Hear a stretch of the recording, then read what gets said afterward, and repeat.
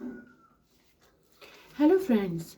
आज मैं आपको बहुत इम्पॉर्टेंट केस लॉ के बारे में बता रही हूँ जो कि बहुत ही फेमस है। और अगर आप एआईबी का एग्ज़ाम देने वाले हैं तो आपको इस केस का स्टेटस, इस केस के बारे में आपको पता होना चाहिए कि इसमें जजमेंट क्या आई थी, इसकी डिटेल क्या है, कहानी क्या है। तो साहबानो के केस के बारे में मैं आपको बता रही हूँ। ठीक है। तो साहबानो क्या थी, एक लेडीज़ जो मुस्लिम परिवार की थी। उनकी मुस्लिम परिवार में शादी हुई थी। अहमद खान उनके हस्बैंड का नाम था।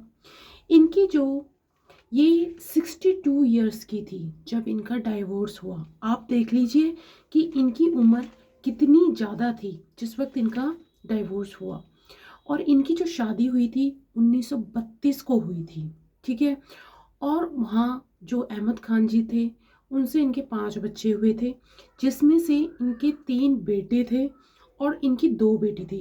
यानी कि कुल मिला के इनके 5 बच्चे थे। ठीक है। अब जब इस उम्र में 62 ईयर्स की उम्र में इन्होंने खुद तलाक नहीं लिया, इनके हस्बैंड जो अहमद खान जी थे उन्होंने इनको डाइवोर्स दे दिया।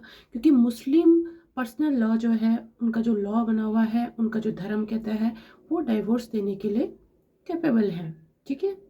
3 बार कह के उसके लिए जो है अभी रूल आया है उसके बारे में अभी बात नहीं करेंगे। अभी इसी केस के बारे में बात करेंगे जो शाहबानो केस है। जब उनको डाइवोर्स दिया गया तो वो पहुंची अदालत में। ठीक है। फिर उन्होंने सेक्शन 125 सीआरपीसी के अंतर्गत अपना मामला, अपनी याचिका जो है डाली अदालत में। फिर वहाँ पर उन्होंने डाली तो 500 रुपये महीने, मतलब 500 रुपये भत्ते के लिए डाली थी। लेकिन उनको जो है निचली अदालत से इतना अमाउंट उनको नहीं मिला गया। जबकि उनके 5 बच्चे थे, वो खुद थी, उनको नहीं दिया गया।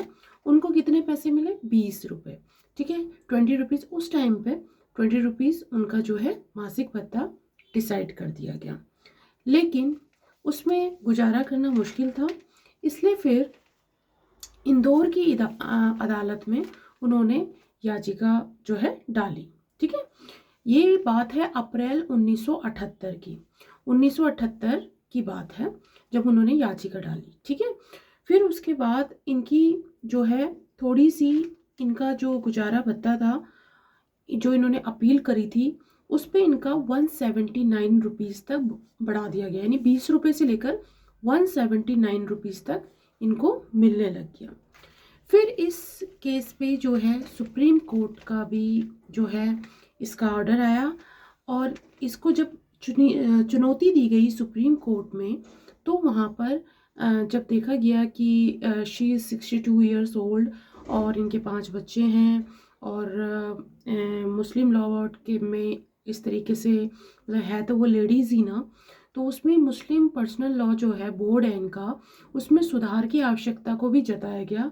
इसके अलावा शाहबानो को 10,000 रुपये, इसके अलावा एडिशनल 10,000 रुपीज़ उसको दिए गए। ठीक है। यानी कि 10,000 रुपये अलग दिए गए और जो उसका जो मासिक भत्ता था वो उसको कैरी फॉरवर्ड रखा गया, उसको जारी रखा गया। जो कि उनको 179 रुपीज़ जो मंथली उनको मिल रहे थे वो तो मिल ही रहे थे। ठीक है। लेकिन डाली उन्होंने किसके लिए थी? 500 रुपये के लिए डाली थी। लेकिन पहले उन्हें 20 रुपया मिलना शुरू की हुआ, फिर उसके बाद उनको 179 रुपीज़ मिलना शुरू हुआ। और फिर उसके बाद उनको जो है 10,000 रुपीज़ की अलग से मदद उनसे अहमद खान जी से दिलवाई गई। ठीक है। लेकिन उन्होंने भी अपनी तरफ से केस डाला था अहमद खान जी ने कि हमारा जो मुस्लिम पर्सनल लॉ है उसके अकॉर्डिंग ऐसा नहीं होता।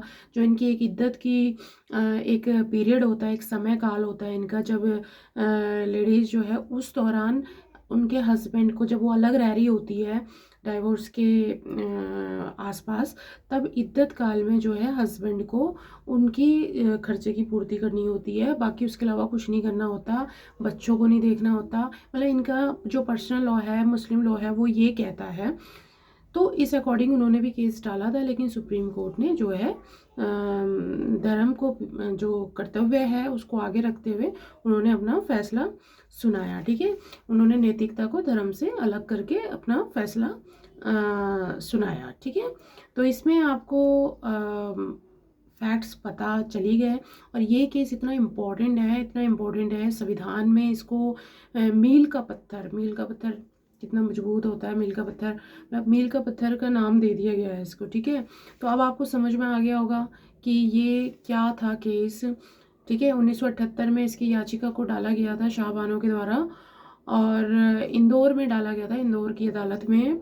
और ये जो केस है ये सेक्शन 125 आपको पता है भरण पोषण के लिए डाला गया था, सीपीसी।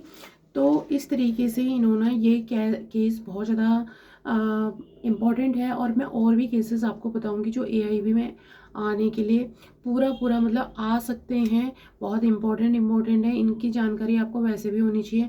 अगर आप एलएलबी के स्टूडेंट हैं, बीएलएलबी के स्टूडेंट हैं, या फिर आप प्रैक्टिस कर रहे हैं, तो भी आप प्रैक्टिस ही आप इन चीज़ों की कर रहे होते हैं कि आपको हर केस के बारे में पता होना चाहिए। जो लीडिंग केस है, मेन मोस्ट इम्पॉर्टेंट केस है, उनके बारे में तो आपको पता होना ही चाहिए कि क्या हुआ था, उनमें फैसला क्या आया था, जजमेंट क्या थी।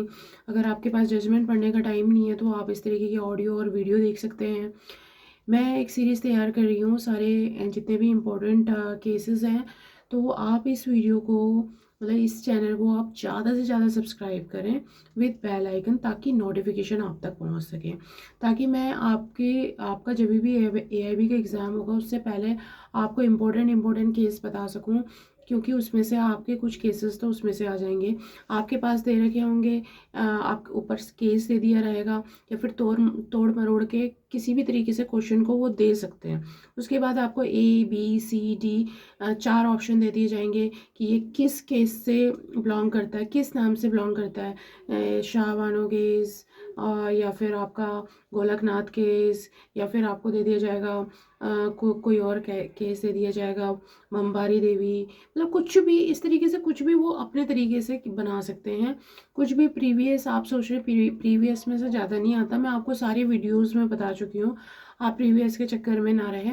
जिन स्टूडेंट्स ने डीपली बुक्स पढ़ी हुई हैं, जिन्होंने डीपली अपना LLB first year, second year, third year या सेमेस्टर 5 सेमेस्टर आपने क्लियर कर रखे, अगर आपने पढ़ाई करी है तो आप पास हो जाएंगे, नहीं तो चांसेस कम है। और आपको इस बार पता भी है कि क्राइटेरिया चेंज हो चुका है पासिंग का, इस बार नहीं, पिछले साल से, यानी 2023 में ही एग्ज़ाम हुआ था इसका, आई थिंक 17 का। और उसमें भी जो है क्राइटेरिया चेंज हो चुका था, 40 में से 45 कर दिए, 5 नंबर एकदम से जंप कर दिए, बढ़ा दिए गए हैं। अब क्राइटेरिया चेंज हो गया है। और मैं आपको इस चैनल पर इम्पोर्टेंट चीज़ें बताऊंगी, किस तरीके से आप अपना जो है एग्ज़ाम क्रैक करें। और भी मैं आपको बहुत सारी इन्फॉर्मेशन दूंगी, इसीलिए प्लीज़ आप मेरे को मोटिवेट करें और इस चैनल को सब्सक्राइब करें। एंड वीडियो अच्छा लगा हो तो प्लीज़ लाइक करें। Thank you so much.